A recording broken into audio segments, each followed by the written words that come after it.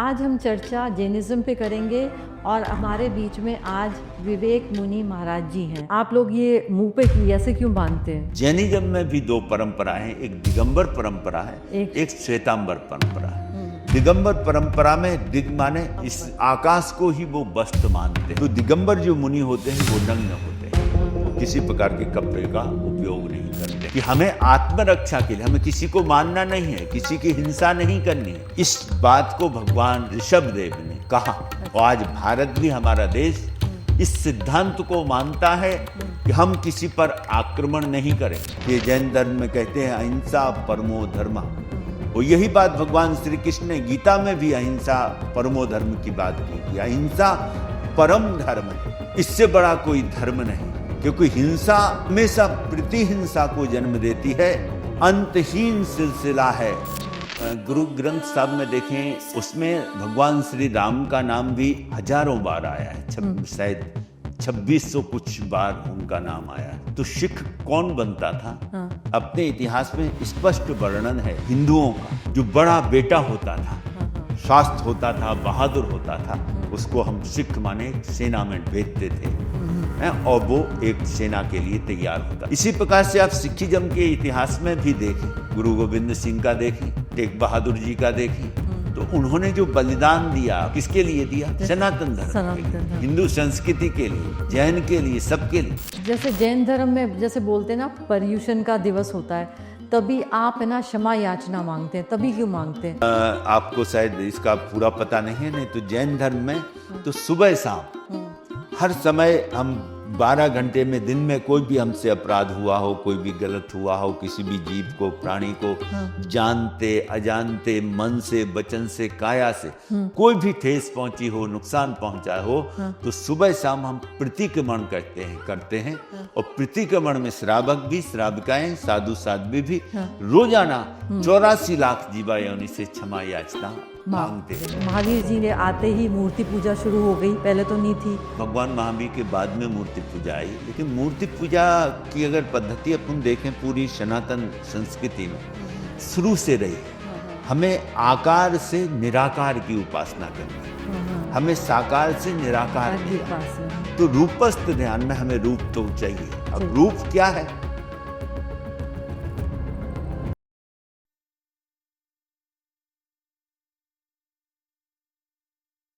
नमस्कार, आज हम चर्चा जैनिज्म पे करेंगे और हमारे बीच में आज विवेक मुनि महाराज जी हैं। आपका बहुत बहुत स्वागत है। नमस्कार। बिल्कुल। वैसे तो ये देखा गया है कि कहीं भी आप देखेंगे तो कोई आपको शहर ऐसा नहीं मिलेगा या बस्ती ऐसी मिलेगी नहीं जिसको कह सकें कि हाँ ये यहाँ पर जैनी लोग रहते हैं, क्योंकि उनका ये मानना था। और मैंने कहीं ओशो के किताब में भी पढ़ा था कि वो लोग ज़्यादातर उच्च वर्ग के लोग या शिक्षित वर्ग के लोगों को ही अपने में सम्मिलित करते थे।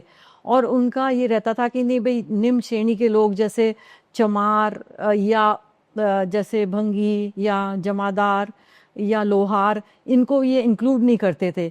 और अगर कोई बस्ती या शहर बसाना है तो ये माना जाता है कि आपको उच्च श्रेणी के लोगों के संग संग ये निम्न श्रेणी के भी लोग चाहिए होते हैं, ताकि एक समाज और बस्ती बन सके। तो मैं आज विवेक मुनि जी से ये जानना चाहूँगी कि ऐसा क्यों है कि वो सिर्फ उच्च और शिक्षित वर्ग को ही इंक्लूड करते हैं जैन में। जैन धर्म में अगर देखें तो जातिवाद नहीं है। मूल भगवान आदिनाथ से लेकर के 24 तीर्थंकरों में भगवान महावीर स्वामी तक कहीं जातिवाद नहीं। उन्होंने एक ही सिद्धांत दिया है, एगा मनुष्य जाति, कि सारी मनुष्य जाति एक है। तो कहने का मेरा मतलब है कि जैनिज्म मूल में अगर देखें तो कहीं भी जातिवाद को नहीं मानता है। और जो हिंदू सनातन संस्कृति है, उसी संस्कृति का एक आत्मा की जो उपासना, साधना और सिद्ध बुद्ध मुक्ति का जो मार्ग है, उस मार्ग को प्रशस्त करने वाले, उस मार्ग की स्थापना करने वाले जो तीर्थंकर हैं, उन तीर्थंकरों की जो साधना करता है, उपासना करता है, उनके बताए हुए मार्ग पर चलता है, उसी को जिन कहते हैं, जिन उपासक कहते हैं, उसी का अपभ्रंश बिगड़ते बिगड़ते शब्द ये जैन आ गया। जैन आ गया, ठीक है सर। ऐसा क्या है कि मतलब जी कम्युनिटी में सिर्फ वो लोग उच्च को ही माने, मतलब जैसे व्यापारी वर्ग को या शिक्षित वर्ग को ही माने, तो ये क्या मतलब इनका है? क्योंकि अब सिर्फ व्यापारी वर्ग में रह गया क्या जैन धर्म? देखो, जैन धर्म की पद्धति या जैन धर्म की साधना सभी के लिए द्वार खुले हुए। कोई भी उस साधना को, थोड़ी कठोर साधना है, तप की साधना है, त्याग की साधना है, तो साधना का जो भगवान महावीर स्वामी का मार्ग है या पूरे तीर्थंकरों का जो मार्ग है, वो थोड़ी कठोरता का है। कठोरता का है, तो वो हर आदमी उसको स्वीकार नहीं कर पाता है। और उसमें भी कंडीशन जो है खास करके कि व्यक्ति शाकाहारी होना चाहिए, अच्छा, अहिंसक होना चाहिए। ये उसकी प्राथमिक माने जो कहें कंडीशन, कि इसको पालेगा कोई तभी वो जैन धर्म को अपना सकता है, जैन धर्म के मार्ग पर चल सकता है। फिर इसमें तप की साधना है, त्याग की साधना है, वो सभी सामान्य लोगों के लिए सहज नहीं है। तो अब जैसे अब जैन धर्म आया है, जैसे नाम आया है जैन धर्म का, पर जैसे जो महावीर जी थे उससे पहले भी कितने 23 तीर्थंकर आए हुए थे, तो वो जो ऋषभ देव जी से लेके महावीर तक की जो जर्नी है उसमें क्या क्या चेंजेस आए? काल के प्रभाव में बहुत चेंज आया। प्रथम तीर्थंकर भगवान आदिनाथ हुए हैं। भगवान राजा के रूप में वो ऋषभ देव थे, जिन्होंने इस सृष्टि को एक नई शिक्षा और एक नई क्रांति और एक नई व्यवस्था दी। क्योंकि पहले एक युगलिया युग चलता था, कहते हैं कि उस समय पूरे जितने भी सृष्टि में जीव थे, मनुष्य था, वो सब प्रकृति पर, नेचर पर ही आश्रित थे। वो नेचर पर आश्रित होने से जो भी प्रकृति में, जंगलों में फल फ्रूट, साग सब्जियां, जो भी कुछ होता था, वो वहां से उन फलों को लेते थे। उस समय कहते थे कल्प वृक्ष है, और उनसे फल लेकर के वो अपना जीवन यापन करते थे। वो इतनी प्रकृति उनको देती थी कि उनको किसी प्रकार की कोई कमी नहीं रहती थी। लेकिन धीरे धीरे प्रकृति ने, नेचर ने फल देना कम किया, और लोगों की जो आवश्यक जरूरत थी, पूर्ति थी, वो पूरी नहीं होती थी। जब वो पूरी नहीं होती थी तो उस समय प्रजा भगवान उस समय ऋषभ देव जी के पास गई, महाराजा ऋषभ देव के पास, और विनती की कि ऐसे ऐसे हमारे बच्चे भूखे हैं, हमें पूरा मिलता नहीं है, खाने की जो हमारी सुविधाएं, साधन है, क्योंकि प्रकृति जंगल में जो होते थे फल सब चीजें, वो अब प्रकृति उतना नहीं दे रही है। तो भगवान ऋषभ देव ने उनको फिर उस समय शिक्षा दी। तो कहते हैं उनको 80 की शिक्षा दी, 80, मस्सी और कृषि की शिक्षा दी। अच्छा, ये 3 शिक्षा की कृषि कैसे करनी है, खेती कैसे अब मेहनत करके खेत बनाने हैं, खेत की खेती करनी है, और खेती करके अपने फसल को उगाना है। तो फसल जब उगने की प्रक्रिया उन्होंने सारी बताई, और उसके बाद में उन्होंने शस्त्र चलाने की शिक्षा दी कि कोई भी आक्रमण अगर आपके ऊपर करता है, या हिंसक जानवर आक्रमण करते हैं, तो अपनी आत्मरक्षा के लिए, अपनी रक्षा के लिए कैसे करना है। तो उन्होंने शस्त्र बनाना भी सिखाया, अच्छा, और शस्त्र चलाना भी सिखाया। और भगवान आदिनाथ के इस सिद्धांत को कि हमें आत्मरक्षा के लिए, हमें किसी को मारना नहीं है, किसी की हिंसा नहीं करनी है, लेकिन अगर कोई हमें नुकसान पहुंचाता है तो अपनी आत्मरक्षा के लिए उस शस्त्र का प्रयोग करना है। इस बात को भगवान ऋषभ देव ने कहा। तो इसी की शिक्षा दी, और इसकी शिक्षा दे करके उनको तैयार किया लोगों। और आज भारत भी, हमारा देश, इस सिद्धांत को मानता है कि हम किसी पर आक्रमण नहीं करेंगे, लेकिन अगर कोई हमारे राष्ट्र पर, हमारे राष्ट्र के नागरिकों पर अगर आक्रमण करता है, तो हम अपने राष्ट्र की रक्षा के लिए, आत्मरक्षा के लिए हम युद्ध करेंगे।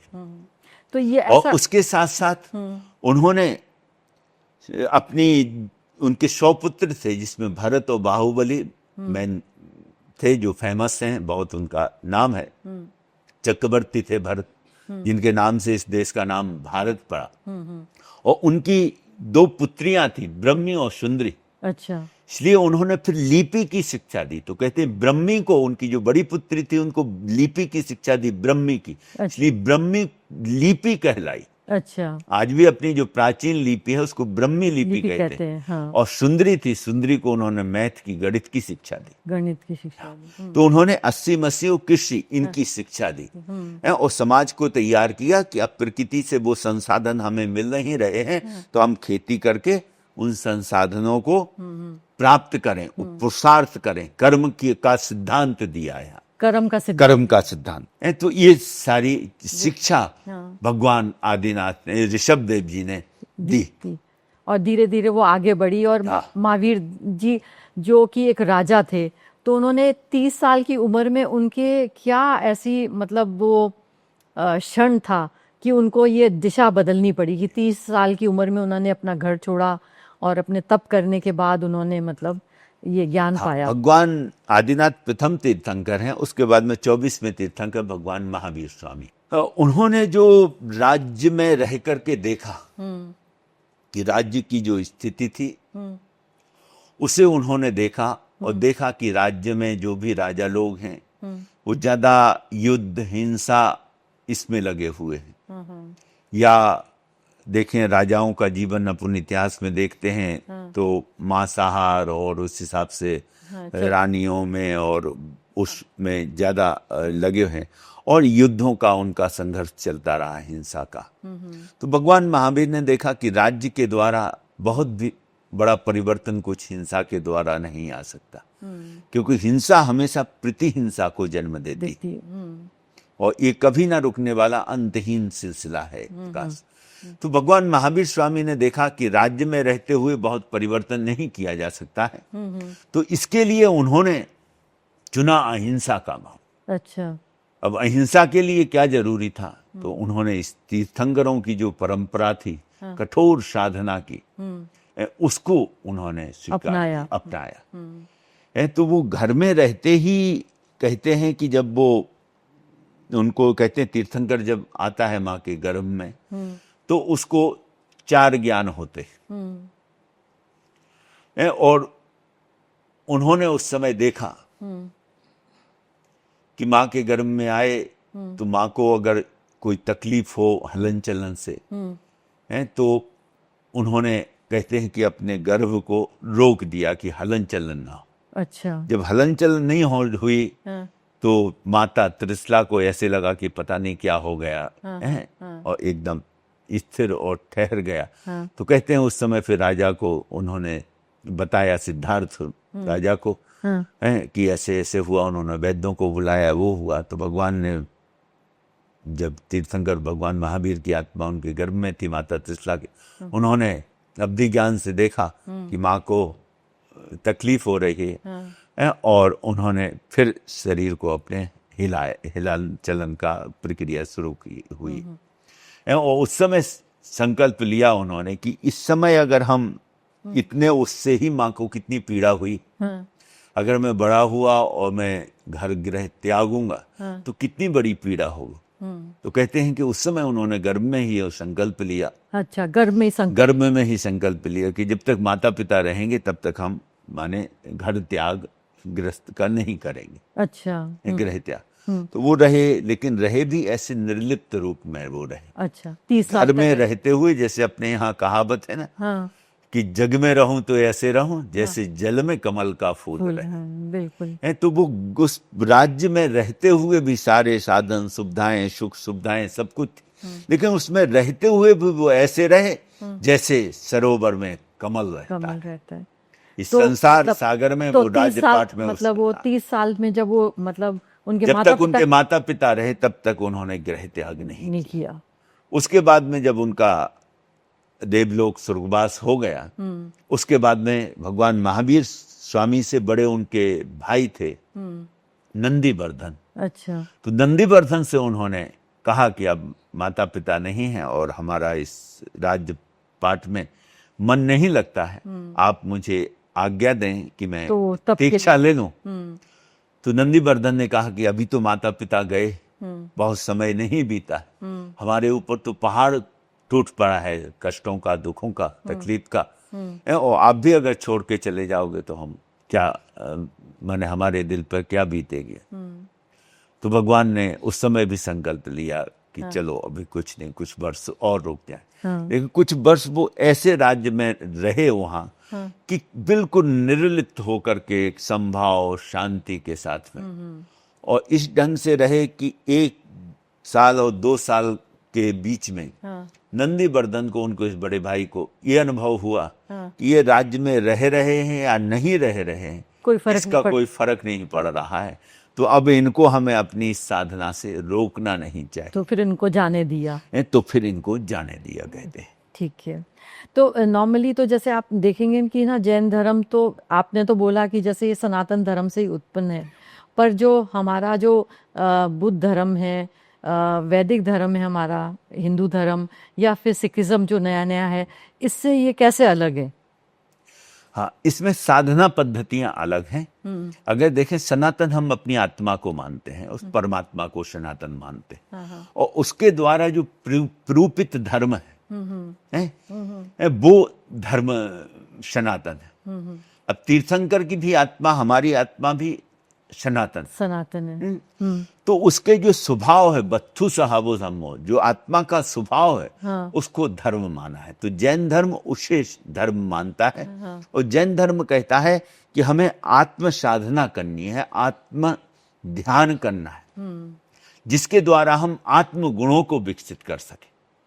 और उसके लिए जैनिज्म में जो साधना है वो तप की साधना है, वो त्याग की साधना है। तो बौद्ध में भी तो यही है, बौद्ध धर्म में भी यही है? बौद्ध धर्म में इतनी कठोर साधना नहीं है। अच्छा। उनकी साधना और पूजा पद्धति अलग है, उसमें भी हीनयान महायान की अलग अलग परंपरा है। हाँ। इसी प्रकार से जैनिज्म में भी 2 परंपराएं हैं, एक दिगंबर परंपरा है, एक श्वेतांबर परंपरा है। दिगंबर परंपरा में दिग माने वस्त्र और अंबर, इस आकाश को ही वो वस्त्र मानते हैं, वस्त्र मानते हैं। तो दिगंबर जो मुनि होते हैं वो नग्न होते हैं, वो किसी प्रकार के कपड़े का उपयोग नहीं करते हैं, वो इस आकाश को ही अपना वस्त्र। तो फिर वो तो समाज में तो रह नहीं सकते, फिर तो ऐसे रहते हैं। अभी समाज की ऐसी व्यवस्थाएं और परंपराएं हो गई हैं कि समाज के लोग भी जहां भी उनको जाना है, समाज के लोग उनके चारों ओर चलते हैं, जिससे वो ना हो, और उस दिगंबर परंपरा का भी पूरी तरह से पालन हो सके। पर जैसे और एक है श्वेतांबर परंपरा। नहीं, पर ना दिगंबर वाले तो ये भी मानते हैं कि भाई स्त्री को मोक्ष नहीं मिल सकता जब तक कि वो जन्म नहीं ले, पुरुष जन्म नहीं ले। तो क्या ये दिगंबर में है ऐसे? हाँ, ये दिगंबर में ये मान्यता है कि स्त्री को मोक्ष नहीं है, लेकिन श्वेतांबर ये मानते हैं कि स्त्री को मोक्ष है। इसलिए प्रथम तीर्थंकर जो आदिनाथ भगवान हुए हैं, उनकी माता थी माता मरुदेवी। तो प्रथम जब वो अपने आदिनाथ जब अयोध्या में आए और उनके दर्शन करने के लिए वो हाथी के औदे पर बैठ करके गई हैं, तो उन्होंने जब दर्शन किए और दर्शन करके एकदम कृत हुई, और कहते हैं कि वो हाथी के औदे पर बैठे ही सिद्ध बुद्ध मुक्त हो गई। तो पहला श्वेतांबर परंपरा के हिसाब से मोक्ष का पहला द्वार खोलने वाली अगर कोई थी तो वो मरुदेवी माता थी, ऋषभदेव की माँ। उन्होंने इस मोक्ष के द्वार को खोला। तो दिगंबर क्यों नहीं मानते ऐसे? दिगंबरों की अपनी मान्यता है कि उनमें इतना अभय नहीं होता है, और स्त्री हैं तो उनको मोक्ष नहीं है। लेकिन मोक्ष अगर देखें तो इस शरीर को नहीं मिलता, मोक्ष मिलता है आत्मा को। आत्मा मुक्त होती है, और आत्मा ना स्त्री है ना पुरुष, वो दोनों से भी ऊपर है। तो यहाँ आत्मा की बात है। श्वेतांबर परंपरा तो ये भी मानती है कि इस 24 तीर्थंकर जो हुए हैं उसमें जो मल्लीनाथ हैं, मल्लीनाथ भी स्त्री थे, मल्ली बाई थी। अच्छा। हाँ, और वो भी जब तीर्थंकर एक स्त्री बन सकती है श्वेतांबर परंपरा के हिसाब से, तो मैं नहीं समझता हूँ कि ऐसा कोई भेद है। उन्होंने इसीलिए संघ में अगर देखें तो पूरे संघ में भगवान महावीर के शासन में देखें तो 14,000 मुनि थे, संत थे, तो 36,000 साध्वियां थी। तो बहनों का, माताओं का, मातृशक्ति का हमेशा धर्म के क्षेत्र में सर्वोपरि योगदान रहा है। आप लोग ये मुंह पे की ऐसे क्यों बांधते हैं? मतलब ये जो पट्टा क्यों बांध के रखते हैं? हाँ, ये इसको मुखपत्ति बोलते हैं जैनिज्म में। ये श्वेतांबर परंपरा में विशेष रूप से, श्वेतांबर में भी 3 मत हैं। एक मूर्ति पूजक हैं, हाँ। जो खाली हाथ में रुमाल रखते हैं, हाँ। और उस रूप में मुखपत्ति को रखते हैं, हाँ। और एक स्थानकवासी परंपरा है जो इस प्रकार की मुखपत्ति रखते हैं जैसे हमने रखी हुई है, और एक तेरापंथी परंपरा है जो इससे बड़ी मुखपत्ति रखते हैं। तो ये क्यों रखते हैं? हाँ, लेकिन इसका जो कारण है, इसके 2-3 कारण विशेष रूप से हैं। एक तो कारण है कि उस समय जो हस्तलिखित ग्रंथ होते थे, ताड़पत्र पे होते थे, भोजपत्र पे होते थे, और पत्र पे होते थे, वो कच्ची स्याही से लिखे जाते थे। हाँ। तो उनको जब पढ़ते थे, पढ़ते हुए जोर से बोलते हुए, हाँ। कहीं मुंह से थूक निकल के और कहीं उनके ऊपर ना गिरे, तो एक तो उनकी असाधना होती थी। अच्छा है? अपराध होता था, अपराध मानते, हाँ। और दूसरा ये होता था कि वो कच्ची स्याही होती थी तो वो मिट जाती थी। तो एक कारण वो भी था। दूसरा था कि हम आपस में बोल रहे हैं, तो बोलने से भी हमारी गर्म भाप निकलती है, हाँ। तो उससे जो सूक्ष्म वायु का आयाम जीव है, हाँ। बैक्टीरिया है, उसको हानि ना पहुंचे, वो ना, और वो अगर कोई हमें प्रॉब्लम है तो दूसरे को भी ना हो जाए वो प्रॉब्लम। और इसका उदाहरण आप देखें, कोविड में आपने देखा है, कोरोना काल में सभी को पहले हमसे ही लोग पूछते थे कि महाराज जी ये मास्क ये क्या लगाते हो आप, और लोगों को बड़ा अजीब लगता था।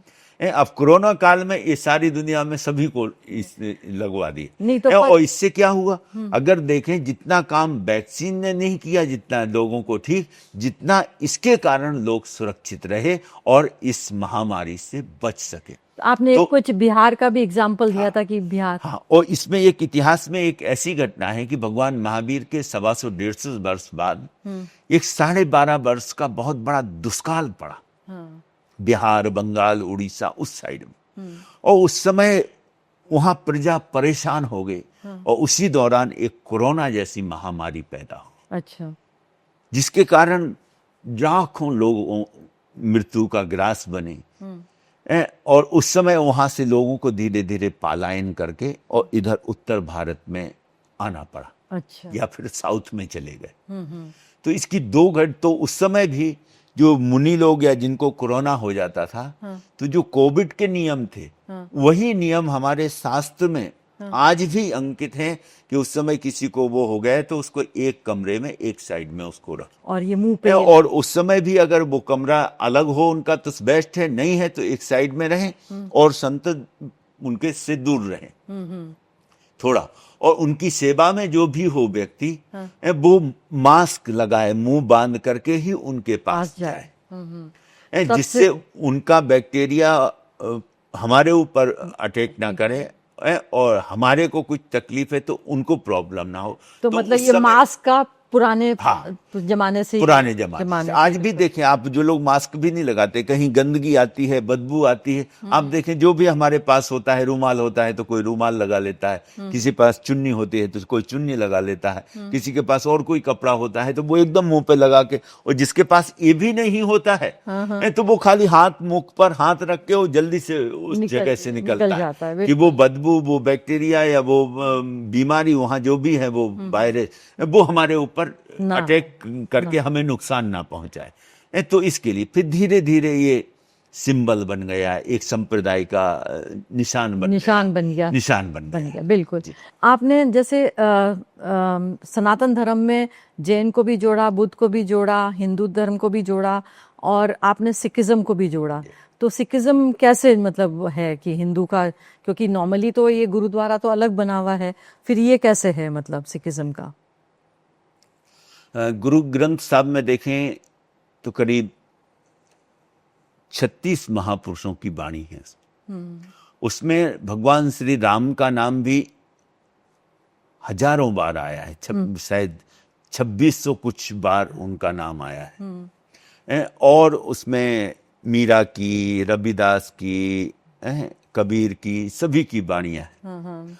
और जैन सिखी जन्म का अगर इतिहास देखें तो सिख कौन बनता था? हाँ। अपने इतिहास में स्पष्ट वर्णन है कि जो हिंदुओं का हाँ। जो बड़ा बेटा होता था, हाँ। हाँ। स्वस्थ होता था, बहादुर होता था, उसको हम सिख माने सेना में भेजते थे। और वो एक सेना के लिए तैयार होता था, क्योंकि हमेशा आक्रमण उधर ईरान, इराक और उधर वहां से बहुत अफगानिस्तान होते थे। उधर से होते रहते थे। तो ये जो हमारे परिवार का एक बहादुर बच्चा, बड़ा बच्चा होता था, उसको हम सिख बनाते थे। धीरे धीरे वो परंपरा, जब मुगलों का खास करके आक्रमण हुआ और अपने सनातन धर्म को उसमें जैन, बौद्ध और यही थे वैदिक धर्म, तो इनके जो भी मंदिर थे, उपासना स्थल थे, सभी को तोड़ा गया। आप इतिहास में अभी भी जहां भी आप जाते हैं, आप मंदिर जैसे अयोध्या का मंदिर टूटा हुआ था, राम कृष्ण जन्मभूमि, अपना काशी का या सोमनाथ मंदिर, क्योंकि वैदिक परंपरा में 3 महापुरुष उपासना के विशेष केंद्र रहे हैं। एक तो वैष्णव परंपरा, जो विष्णु भगवान के अवतारों की परंपरा है, उसको पूजने वाले, और एक शैव परंपरा जो शिव को पूजने वाले। ठीक है। और चौथी परंपरा थी ये जो जिन उपासक थे वो, और थी बुद्धिस्ट, बौद्ध को मानने वाले, ये बुद्ध। सिख बहुत बाद में आए। तो आप देखें जो भी आक्रमण हुए, जितने भी मंदिर हैं, चाहे वो आज वैदिक धर्म के हों, शिव के मंदिर हों, कृष्ण से जुड़े हुए, राम से जुड़े हुए मंदिर हों, उनको तोड़ा गया। या जैन धर्म के जो तीर्थंकर हुए हैं, वो जैन धर्म के जो मंदिर हैं, उनको तोड़ा गया। या बौद्ध धर्म के जो मंदिर थे, उनको खंडित किया गया, उनको तोड़ा गया। तो उस समय जो आक्रमण होता था, वो पूरी अपनी इस सनातन हिंदू संस्कृति के ये जो स्तंभ थे, उनको ध्वस्त किया। अब उनसे लड़ने के लिए, उससे बचने के लिए क्या करें? तो सनातन हिंदुओं ने संगठित होकर के कहा कि हम अपनी सेना बनाए, एक प्रकार से इस धर्म की, धर्म स्थानों की, अपने समाज की, अपने परिवारों की, अपनी माताओं की, बहनों की सुरक्षा के लिए। और उस समय परिवार में जो भी बड़ा बच्चा होता था, उसको हम सेना में भेजते थे। वो सिख एक रक्षक होता था, वो वीर बहादुर होता था। और इस तरह से सिखिज्म की स्थापना चलता रहा। इसी प्रकार से आप सिखिज्म के इतिहास में भी देखें तो वहां भी, चाहे गुरु गोविंद सिंह का देखें, चाहे टेक बहादुर जी का देखें, तो उन्होंने जो बलिदान दिया, किसके लिए दिया? सनातन धर्म के लिए, हिंदू संस्कृति के लिए, जैन के लिए, सबके लिए। और उनका भी जब बलिदान हो गया, तो उनको सहायता किसने दी? जैसे गुरु गोविंद सिंह के जब साहबजादों को दीवार में चिन्हवा दिया गया, और उनकी मृत्यु हो गई, और उसके बाद में जब अंतिम संस्कार के लिए उनके लिए जगह मांगी गई कि जगह आप दें, तो राजा ने ये कहा कि हम जगह तभी देंगे जब आप, जितनी जगह आपको चाहिए उतनी स्वर्ण मुद्राएं आप बिछा करके लें उस जगह को। अच्छा। तो कहते हैं कि गुरु गोविंद सिंह के पास या सिखों के पास वो व्यवस्था नहीं थी। तो उस समय जैन श्रावक थे, अच्छा, टोडरमल जैन, अच्छा, उन्होंने वो आगे आए और उन्होंने आकर के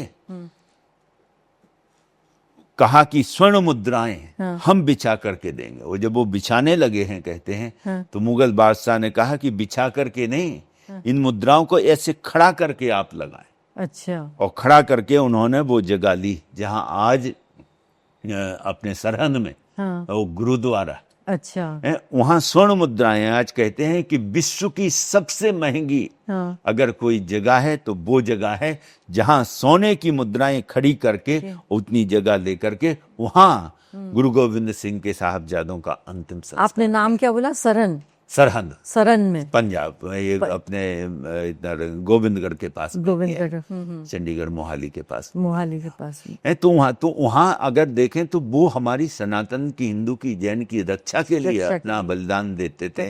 और ये लोग कोई अलग नहीं मानते थे। तभी टोडरमल जैन जी ने भी वहां अपने खजाने को खोल करके स्वर्ण मुद्राएं दी और वो जगह लेकर के वहां गुरु गोविंद सिंह के साहबजादों का वहां अंतिम संस्कार किया। बाद में कहते हैं मुगल बादशाह ने उनको भी यातनाएं दी, उनको भी काफी परेशान किया। तो हम अपने को अलग कोई मानता ही नहीं, हम सब एक थे और अपने इन चारों धर्मों के लिए, वैदिक धर्म, जैन धर्म, बौद्ध धर्म और सिख धर्म, इसकी रक्षा के लिए संगठित थे और एक दूसरे को हम सहयोग करते थे। ये अनेकातवाद, जैसे सत्य के कई दृष्टिकोण हैं, तो ये जैन धर्म में क्या है? मतलब ये क्या धर्म के नाम पर एक तो एकांत दृष्टि होती थी, और एकांत दृष्टि जहां भी होती थी वहां संघर्ष होता था, टकराव होता। अच्छा। जैसे मैं जो कह रहा हूं यही सत्य है, हाँ। ये मैं भी मानता हूं, आपको भी मानना पड़ेगा। अच्छा। जबरदस्ती मानना पड़ेगा। तो ये जब आग्रह रहता था कि हाँ। ऐसा ही है, हाँ।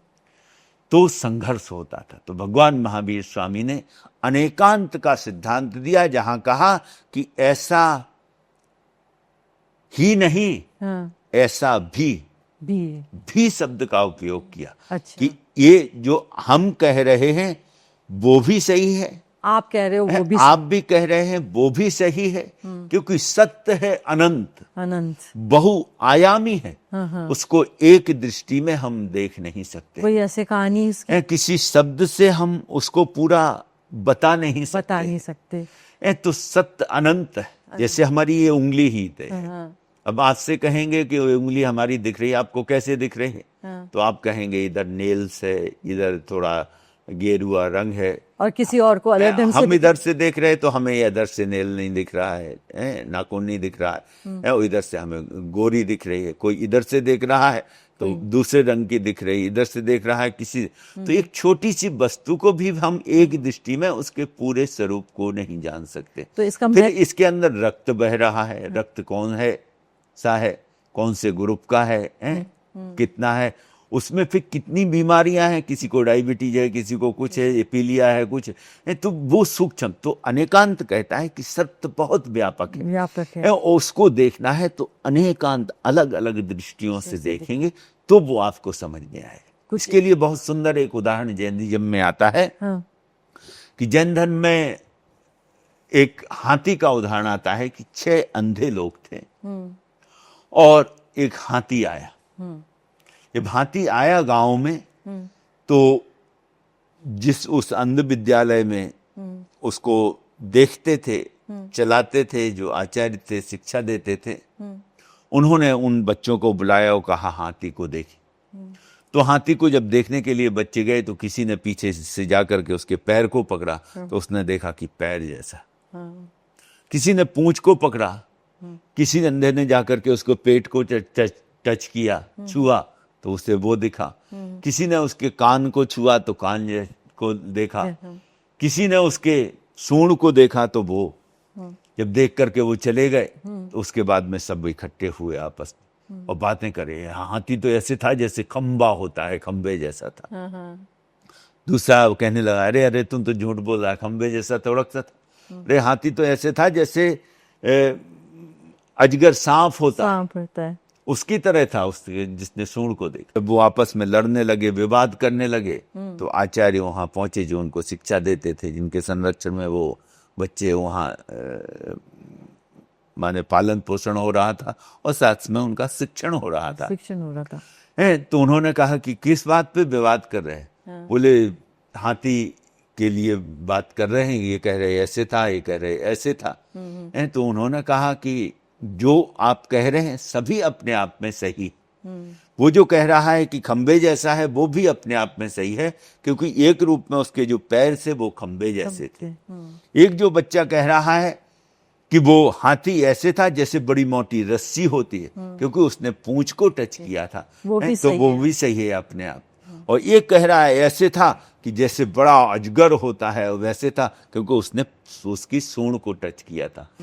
तो हाथी की जो आप बात कर रहे हैं सब अपने आप में सही है, लेकिन वो पूर्ण सत्य नहीं है, वो अर्ध सत्य है। इन सभी को मिला दें तो पूर्ण हाथी बनता है। तो अनेकांतवाद जो है, अनेकांत की जो दृष्टि है, वो यही कहती है कि आप जो कह रहे हैं वो भी आंशिक सत्य है, हम भी जो कह रहे हैं उसमें भी आंशिक सत्य है, कोई और कह रहा है तो उसमें भी आंशिक सत्य है।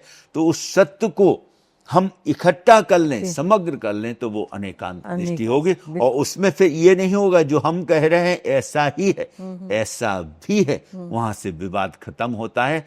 तो ये जो अनेकांत का सिद्धांत है, ये जो अनेकांत दृष्टि है, ये समन्वय की दृष्टि है, ये श्रद्धा की दृष्टि है, ये प्रेम की दृष्टि है। इसलिए हमारे गुरुदेव आचार्य सुशील कुमार जी महाराज साहब कहते थे कि समाज में अगर परिवार में हमें अच्छी तरह से रहना है तो समन्वय की बुद्धि होनी चाहिए, श्रद्धा का हृदय होना चाहिए, और प्रेम से भरी हुई हमारी आंखें होनी चाहिए। तो सिवाय दृष्टि भेद के इस संसार के सभी धर्मों में, सभी दर्शनों में एक आश्चर्यचकित एकता है।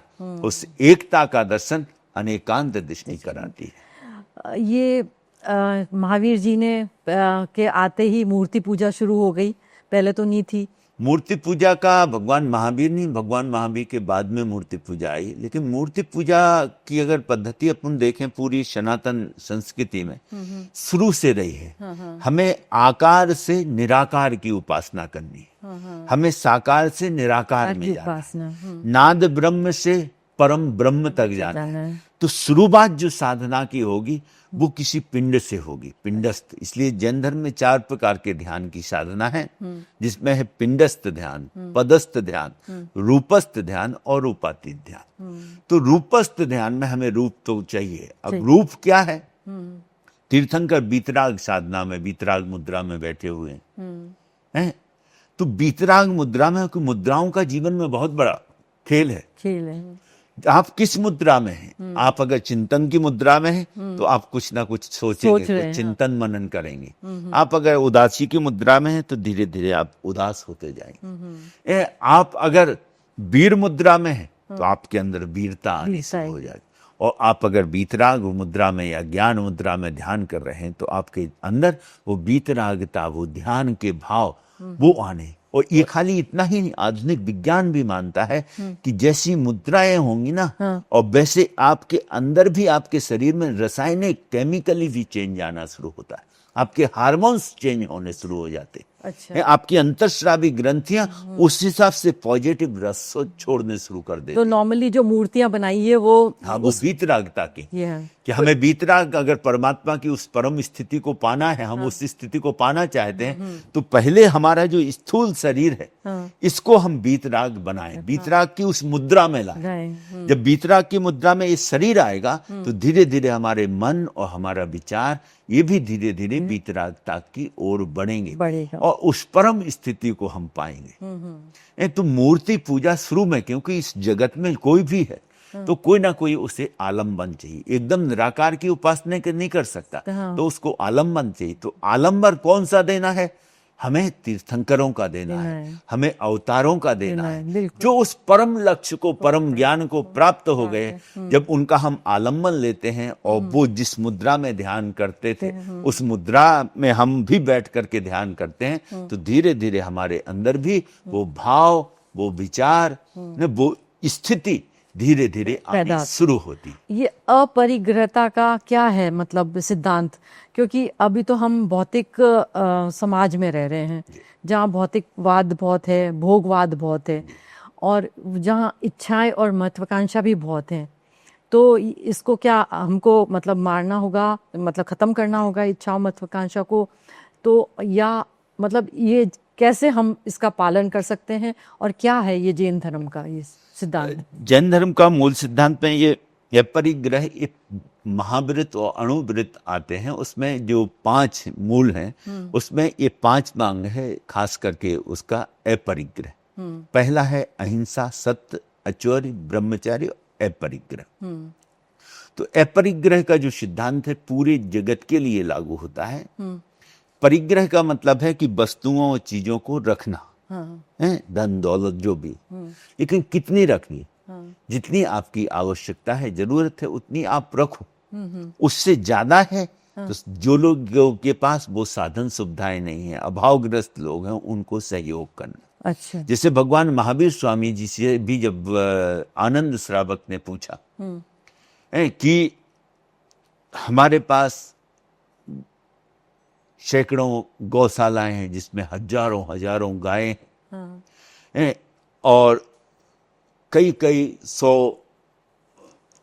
हल हमारे पास खेती है, तो क्या हम परिग्रह का पालन करते हुए इन सब चीजों को छोड़ दें? उन्होंने कहा नहीं, जो आपके पास संसाधन है वो तो सब कुछ करना है, लेकिन उनसे जो आपको उत्पन्न होता है, अनाज, धन, दौलत, पैसा जो भी आता है, उसकी जितनी आवश्यकता आपको है अपने लिए उतनी अपने लिए रखें। उसके बाद जो भी है वो जिनके पास ये अभाव है, जी चीजें नहीं है, उन लोगों को, सहधर्मी लोगों को आप वो दे करके उनको ऊपर उठाएं, उनको सहयोग दें। तो अपरिग्रह का सिद्धांत जो है वो इसलिए है, ये परिग्रह होता है संग्रह। कोई भी व्यक्ति एक चीज का संग्रह कर ले, स्टोरेज कर ले, और उसका अभाव समाज में, राष्ट्र में हो जाए, तो दूसरे लोग भूखों मरेंगे, उस चीज के कारण परेशान होंगे, उनको तकलीफ होगी, कष्ट होगा, दुख होगा।